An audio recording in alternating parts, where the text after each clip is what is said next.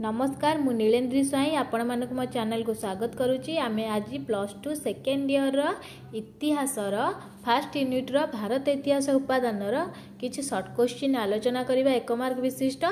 जो माने मो चैनल रे नुआ अछंती चैनल को सब्सक्राइब करंतु और वीडियो टिके शेष पर्यंत देखंतु, लाइक और शेयर मध्य करंतु। चलंतु आरंभ करबा।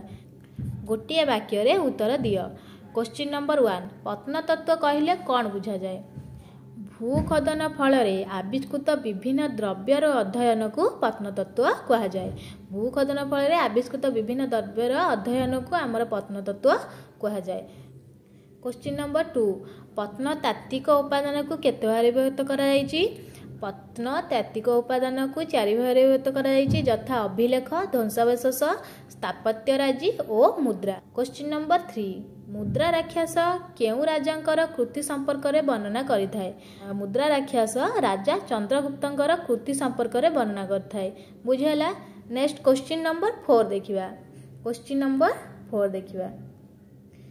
केउ सम्राटंक राजत्व समय रे मेगास्थनीस भारत भ्रमण रे आसीथिले? सम्राट चंद्रगुप्त मौर्यंक राजत्व समय रे मेगास्थनीस भारत भ्रमण रे आसीथिले। नेक्स्ट क्वेश्चन नंबर 5, अभिलेख गारिय उपादान को केते भाग रे विभक्त करा जायछि और सेगुड़िक कौन कौन? अभिलेख गारिय उपादान को 5 भाग रे विभक्त करा जायछि। प्रशंसा व्यंजक अभिलेख, स्मारक अभिलेख, धार्मिक अभिलेख, आज्ञापत्र एवं दानपत्र। नेक्स्ट क्वेश्चन नंबर 6, शिशुपालगढ़ केउठारे अवस्थित? शिशुपालगढ़ भुवनेश्वर धौली पाददेश रे अवस्थित। नेक्स्ट क्वेश्चन नंबर 7, लुम्बिनी अभिलेख केउ शासक गुणगान करे? लुम्बिनी अभिलेख सम्राट अशोक गुणगान करे। नेक्स्ट क्वेश्चन नंबर 8, गौतमी पुत्रंक विषय केउ प्रशस्ति जना पड़े?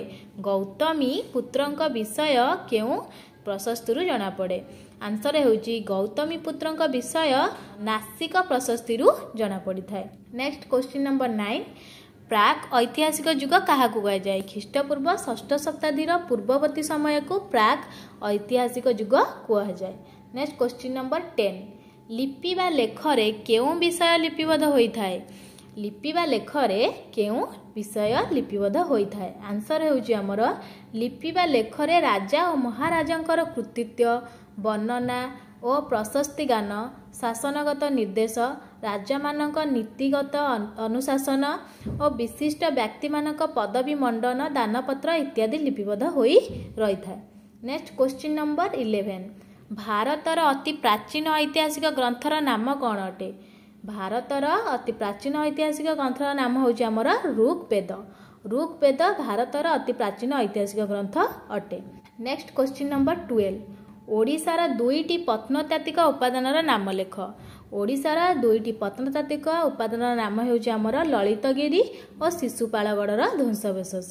नेक्स्ट क्वेश्चन नंबर 13, केउ समय रे मुद्रार प्रचलन बहुल भाव रे होइतिला? मौर्य युगर परवर्ती काल रे मुद्रार प्रचलन बहुल भाव रे होइतिला। नेक्स्ट क्वेश्चन नंबर 14, प्राचीन साहित्य केते भाग रे विभक्त और कौन कौन? प्राचीन साहित्य केते भाग रे विभक्त और कौन कौन? प्राचीन साहित्य 3 भाग रे विभक्त, यथा धर्मीय साहित्य, लौकिक साहित्य और वैदेशिक विवरणी। मन रहिला प्राचीन साहित्य 3 भाग रे रही, यथा धर्मीय साहित्य, लौकिक साहित्य और वैदेशिक विवरणी। नेक्स्ट क्वेश्चन नंबर 15, लौकिक साहित्य काहा को कहा जाए? प्राचीन भारतर साहित्य रचना को लौकिक साहित्य कहा जाए। नेक्स्ट क्वेश्चन नंबर 16, केउ आईन शास्त्र रे राजा मानकर नीति, शासक मानकर दायित्व और प्रजा मानकर कर्तव्य वर्णित होईची? आंसर हेउची धर्मसूत्र और मनुस्मृति शास्त्र रे राजांकर नीति, शासक मानकर दायित्व और प्रजा मानकर कर्तव्य वर्णित होईची। नेक्स्ट क्वेश्चन नंबर 17, प्राचीन भारत परिभ्रमण रे आसीथिबा 2 जन प्रसिद्ध विदेशी पर्यटकों नाम उल्लेख कर।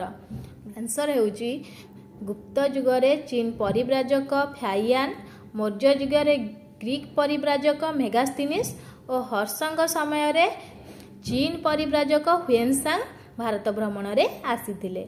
नेक्स्ट क्वेश्चन नंबर 18, आल्बेरुनी किए? तांको रचनारू कौन जानिबाकु मिलिथाय?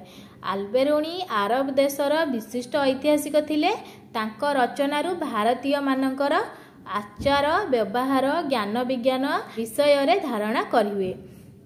नेक्स्ट क्वेश्चन नंबर 19 किए ओडिशार उपकूल रे पालुर बंदर थिबार प्रकाश करथिले? किए ओडिशार उपकूल रे पालुर बंदर थिबार प्रकाश करथिले? आंसर हेउची भौगोलिक टलेमी ओडिशा उपकूल रे पालुर बंदर थिबार प्रकाश करथिले। नेक्स्ट क्वेश्चन नंबर 20 सारनाथ स्थापत्य केउ राजांक समय रे विकास लाभ करिथिला? आंसर हेउची सम्राट अशोकंक समय रे सारनाथ स्थापत्य विकास लाभ करिथिला। नेक्स्ट क्वेश्चन नंबर 21 लौकिक साहित्य रे एक उदाहरण दियो। लौकिक साहित्य रे एक उदाहरण होउची कौटिल्यंक अर्थशास्त्र। कौटिल्यंक अर्थशास्त्र लौकिक साहित्य रे एक उदाहरण अटे। नेक्स्ट क्वेश्चन नंबर 22 केबे एवं किए अशोकंक अभिलेखर अक्षर गुड़ी को पाठ करिवार सफलता हासिल करथिले? आंसर हेउची 1837 ख्रीष्टपूर्व रे जेम्स प्रिंसेप अशोकंक अभिलेखर अक्षर गुड़ी को पाठ करिवार सफलता हासिल करथिले। नेक्स्ट क्वेश्चन नंबर 23 जैन और बौद्ध साहित्य केउ भाषा रे लिखित होइतिला? जैन और बौद्ध साहित्य प्राकृत और पाली भाषा रे लिखित होइतिला। नेक्स्ट क्वेश्चन नंबर 24 प्राचीन ओडिशार इतिहास रचना करिया पई किए बहु उपादेय तथ्य जोगाई थाए? आंसर हेउची कटक राजवंशावली एवं उड्र देश राजवंशावली प्राचीन ओडिशार इतिहास रचना करिया पई बहु उपादेय तथ्य जोगाई थाए। नेक्स्ट क्वेश्चन नंबर 25 केउ लेखक मानक नाटकरू समाजर विवरणी संग्रह करा जाए? कालिदास विशाखा दत्त और भास प्रभृति लेखक मानकर नाटकरू समाजर विवरणी संग्रह करा जाय थाए। नेक्स्ट क्वेश्चन नंबर 26 केउ बौद्ध धर्म ग्रंथरू प्रचुर ऐतिहासिक तथ्य मिले? आंसर हेउची हमर बौद्ध जातक श्रीलंका पुराण दीपवंश और महावंश आदि बौद्ध धर्म ग्रंथ गुड़िकरू प्रचुर ऐतिहासिक तथ्य मिले। नेक्स्ट क्वेश्चन नंबर 27 चारि वेद केबे रचित होइतिला? चारि वेद प्रायतः ख्रीष्टपूर्व 2000 रु ख्रीष्टपूर्व 1500 मध्य रे बा वैदिक सभ्यता काल रे रचित होइतिला। नेक्स्ट क्वेश्चन नंबर 28 भारतर इतिहास संबंध रे भारत बाहर थिबा केउ शिलालेखरू सूचना मिले? आंसर हेउची हमर भारतर इतिहास संबंध रे भारत बाहर थिबा एशिया माइन रो अंचल रे थिबा बोघा जोकाई शिलालेख और पारस्य रे थिबा शिलालेखरू सूचना मिले। कोडू बोघा जोकाई शिलालेख और पारस्य रे थिबा शिलालेखरू सूचना मिले। नेक्स्ट क्वेश्चन नंबर 29 हरप्पा सभ्यतार वैशिष्ट्य कौन? हरप्पा सभ्यता एक शहरी बा नगर सभ्यता थिला। नेक्स्ट क्वेश्चन नंबर 30 सिंधु आदिवासी माने मातृशक्तिर आराधना करुथिले बोली केउथरु जणा पड़े? आंसर हेउची सील उपरे अंकित नारी मूर्ति की अनुधान करी सिंधुवासी माने मातृशक्तिर आराधना करुथिले बोली जणा जाए।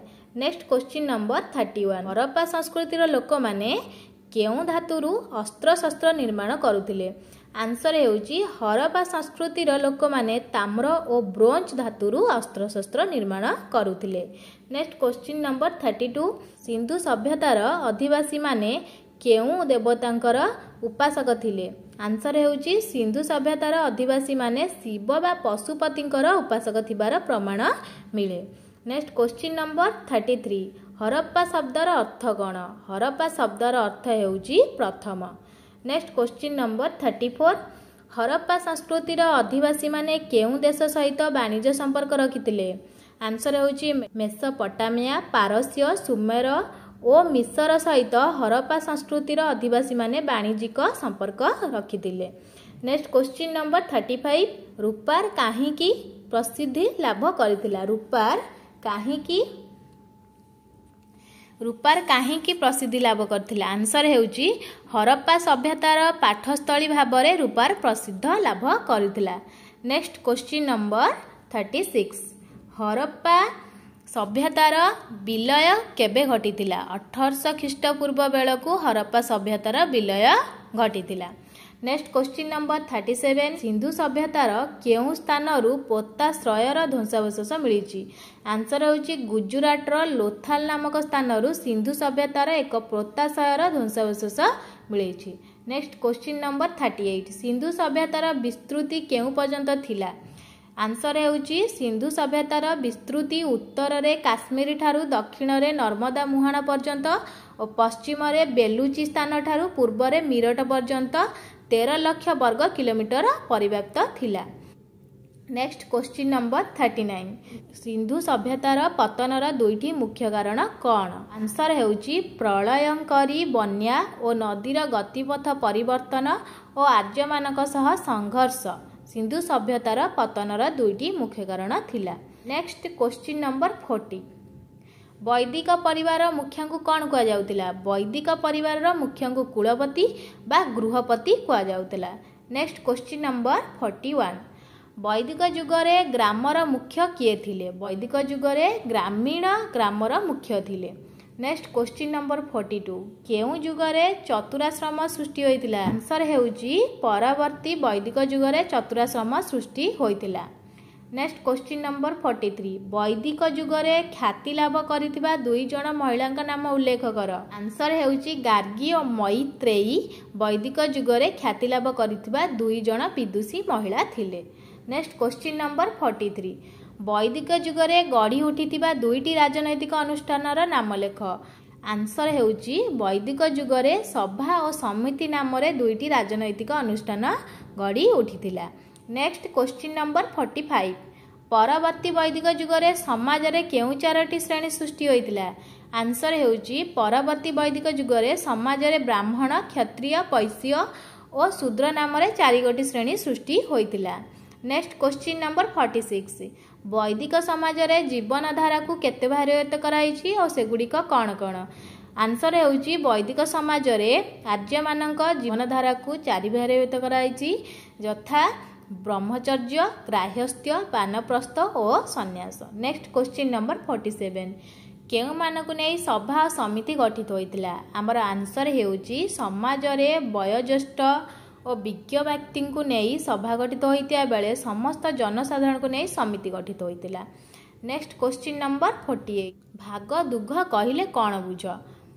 आंसर हेउची परवर्ती वैदिक सभ्यता काल रे राजस्व आदाय निमित्त नियुक्ति पाइथिबा स्वतंत्र राजकर्मचारी गोष्ठी को भाग दुघ कह जाउतिला। मन रहिला। नेक्स्ट क्वेश्चन नंबर 49 आर्य शब्दर अर्थ कौन? आर्य शब्दर अर्थ कौन? आंसर हेउची आर्य शब्दर अर्थ हेउची स्वाधीन और उदार चरित्र संपन्न व्यक्ति। नेक्स्ट क्वेश्चन नंबर 50 संहिता कौन? आंसर हेउची संहिता केतेक स्त्रोतर समाहार जहाकु विभिन्न जागयज्ञ रे आवृत्ति करा जाउथिला। नेक्स्ट क्वेश्चन नंबर 51 आर्यव्रत कहिले कौन बुझ?